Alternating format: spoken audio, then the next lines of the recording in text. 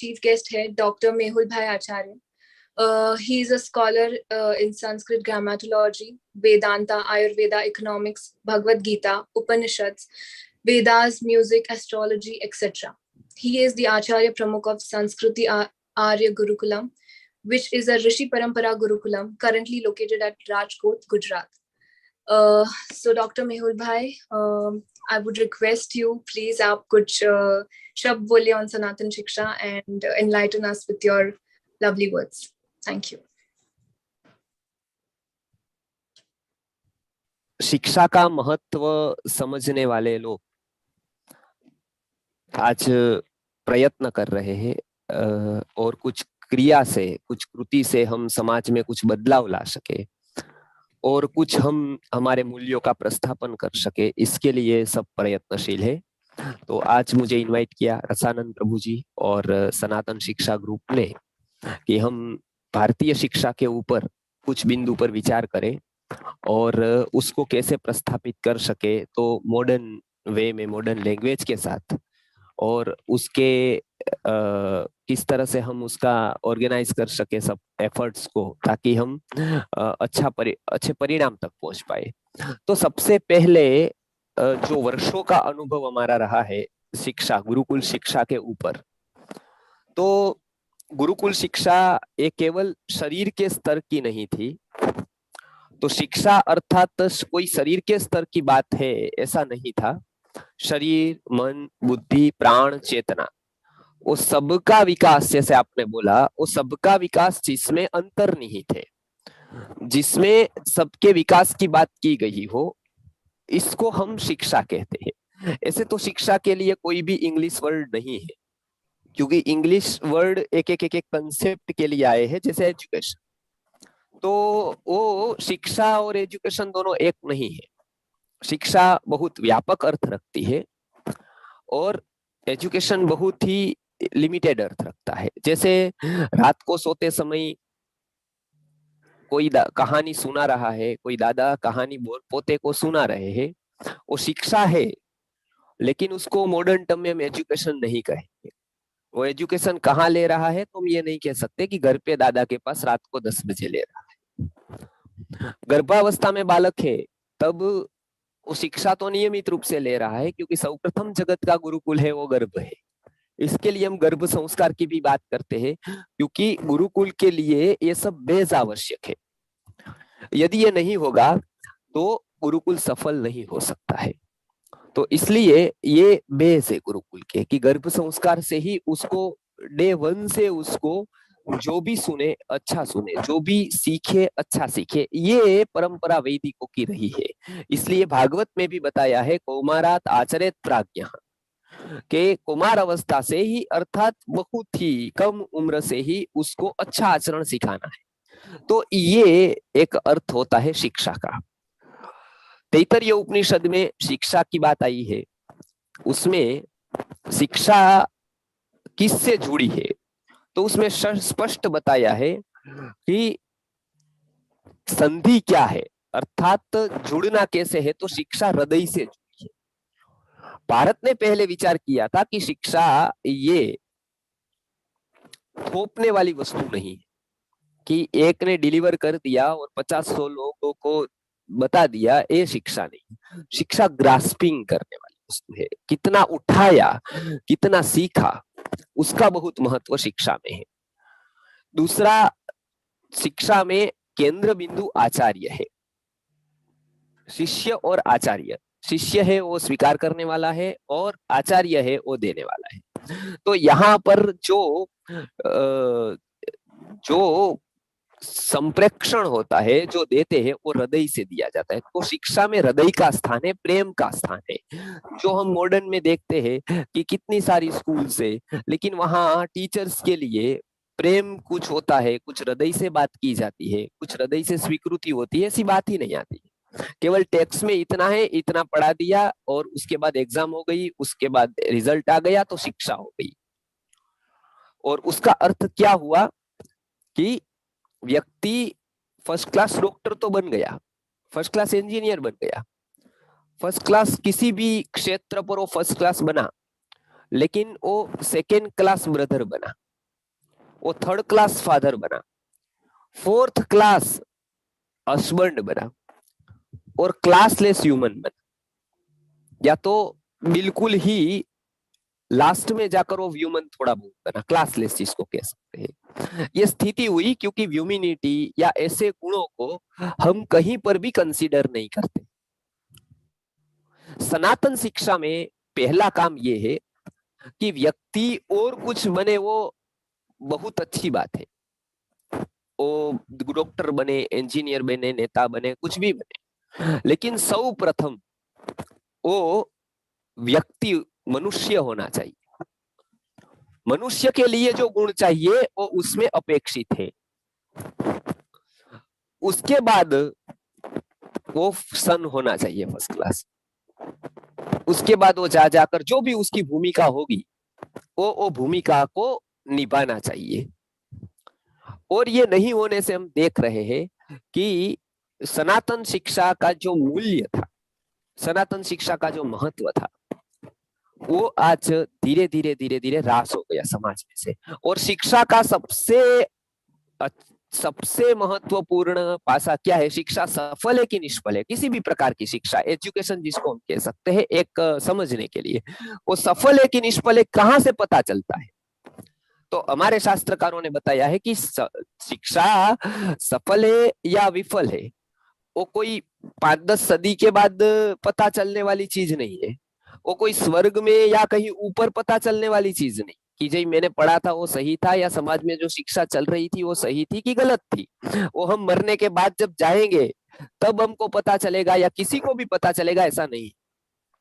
तो शिक्षा सही है या नहीं है, उसका प्रतिबिंब, उसका परिणाम कहां पर दिखता है? तो उसका परिणाम सोसाइटी पर दिखता है।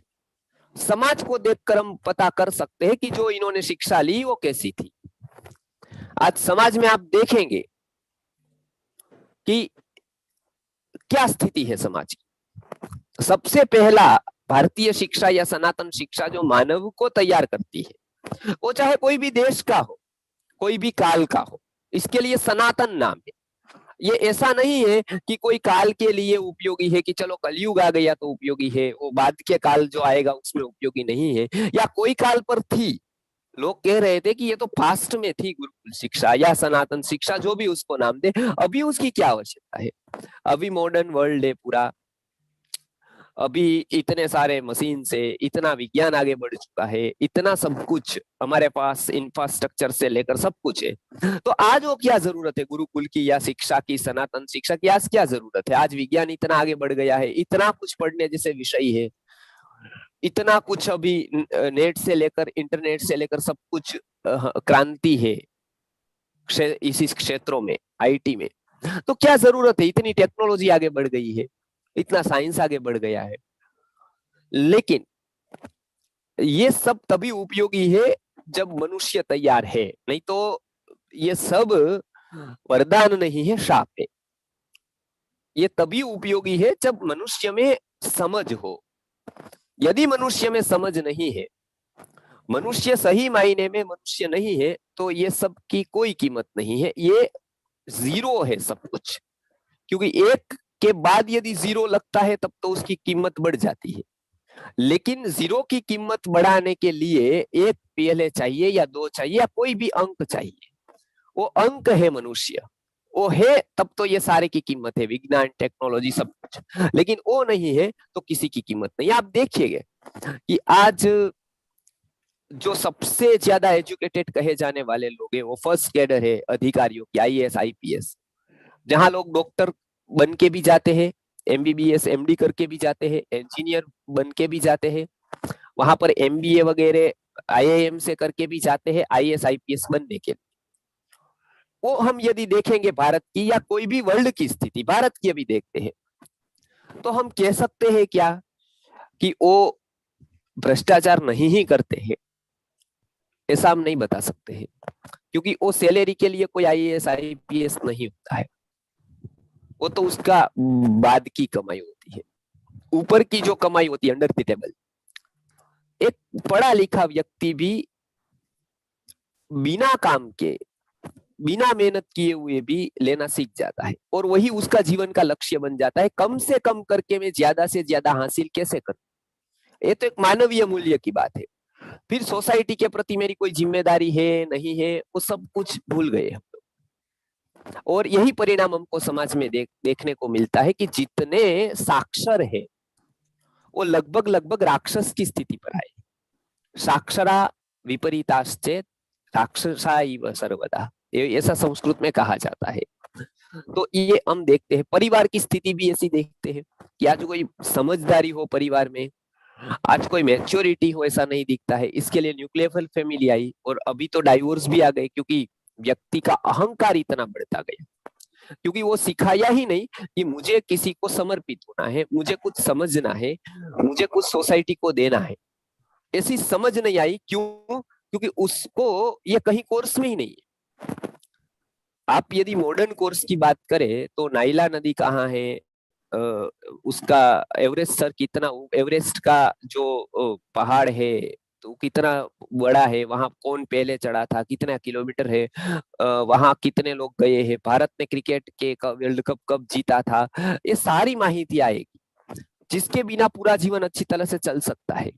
लेकिन बालक के साथ हमको कैसा व्यवहार करना चाहिए, बालक बिगड़ते क्यों है, बच्चों की क्या समस्याएं आती है, शादी में क्या ध्यान रखना चाहिए, घर के प्रति कैसा व्यवहार करना चाहिए, हमको सोसाइटी में कैसा व्यवहार करना चाहिए, हमारा दायित्व कैसे निभाना चाहिए, इसका एक भी कोर्स में मैंने केजी से लेकर पीजी तक के सारे कोर्सेज देखे और एक बार नहीं देखे, मैं सालों से देखता आया हूं, क्योंकि ये पूरा मॉडर्न का पूरा मैंने अभ्यास भी किया है।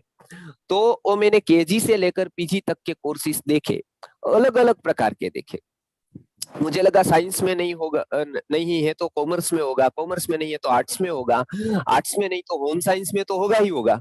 लेकिन दुख की बात है कि कोई भी कोर्सेज में ये सारी बातें कभी भी नहीं सिखाई जाती, जो बहुत जरूरी जीवन में है, जिसके बिना हम जीवन जी ही नहीं सकते हैं। अब सनातन शिक्षा क्या कहती है? अब ये सारी बातें जो मिसिंग है मॉडर्न एजुकेशन में, वो सारी बातें हम यानी कि सनातन शिक्षा सिखाने का प्रयत्न करता है। वो मॉडर्न एजुकेशन से विपरीत नहीं, उसका उपयोग हो सकता है यदि हम मॉडर्न एजुकेशन लेते हैं तो भी हमको तो चाहिए ही। हम प्रसन्न रहना चाहते हैं, आनंदित रहना चाहते हैं, हम बच्चों के साथ बॉन्डिंग करना चाहते हैं, हम उसके रिलेशन को सुधारना चाहते हैं, हम चाहते हैं कि हम उसको प्रेम दे और वो भी हमको प्रेम से रखे, हम चाहते हैं वो संस्कारी बने, हम चाहते हैं कि वो एक मैच्योर व्यक्ति बने। यदि ये चाहते हैं तो ये शिक्षा जरूरी है। वो चाहे हम स्कूल में पढ़ते हो, न पढ़ते हो, कॉलेज में न पढ़ते हो, यूनिवर्सिटी में जाते हो, उसका कोई मतलब नहीं है। वो जो भी हम करते हो ऊपर ऊपर की शिक्षा, कि जिसको हम कला कहते हैं, शिक्षा नहीं कहते, क्योंकि भारतीय दृष्टिकोण से शिक्षा का अर्थ अलग है, जो शरीर के बाद शुरू होती है। शरीर के विचार तक तो कला ही है सब। जैसे मुझे कमाना है कुछ, पशु को कुछ कमाना है, तो पशु क्या करता है, वो रोटी ढूंढने के लिए जाता है, रोटी मिल जाती है, और एक टुकड़ा खाता है, एक रख देता है, फिर वो आसानी से कहाँ अच्छी तरह से रह पाएगा उसकी व्यवस्था करता है, रात को दूसरी जगह ढूंढने जाता है। वो कला, वो विचार करता है कि मैं कैसे करूंगा तो मुझे मिल जाएगी रोटी। उसी तरह की जो आजीविका के संबंधित होती है वो कलाएं है। लेकिन जब शरीर का स्तर के बाद जो कुछ शुरू होता है, जो हमारे जीवन का वास्तविक लक्ष्य है, तो वहां से शिक्षा शुरू होती है, वहां तक कला है। और ये शिक्षा ऐसा नहीं है कि कोई एक वर्ग को ही लेनी चाहिए या आवश्यक है, ये सनातन है, अर्थात सब काल में उपयोगी है और वो सभी वर्गों को उपयोगी है। वो चाहे बच्चा हो, वो चाहे युवा हो, युवती हो, एल्डर हो, बुजुर्ग या वृद्ध, कोई भी हो, ये शिक्षा उसको लेनी ही चाहिए। ये शिक्षा उसके जीवन में बहुत उपयोगी है, क्योंकि ये लाइफ ओरिएंटेड है। हम जो कला लेते हैं वो जॉब ओरिएंटेड हो सकती है, वो कोई संस्थान ओरिएंटेड हो सकती है, ये लाइफ ओरिएंटेड है।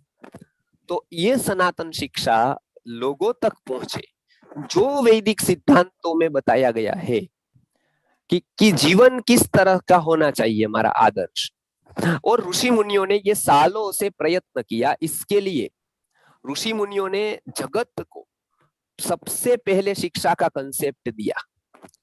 कोई भी देश में जब विचार नहीं किया गया था, ग्रीक में दूर दूर जाकर बाद में स्कोला एक स्थल आया जिसमें लोग ये सब चर्चा करने के लिए बैठते थे। 8 दिन में 1 बार, 2 बार, 3 बार बच्चों को इकट्ठा करते थे, वहां पर खेल खिलाते थे और कहते थे कि बच्चों को ये सब सिखाए जो हमने सीखा है। तो उस प्लेस का नाम था स्कोला, और इसी का अपभ्रंश होकर आज स्कूल बना है। स्कूल शब्द बेसिकली स्कोला से आया है। तो स्कोला एक जो ऐसा प्लेस था जो हमारा ही अनुसरण किया था ग्रीक लोगों ने, ग्रीक फिलोसॉफी में।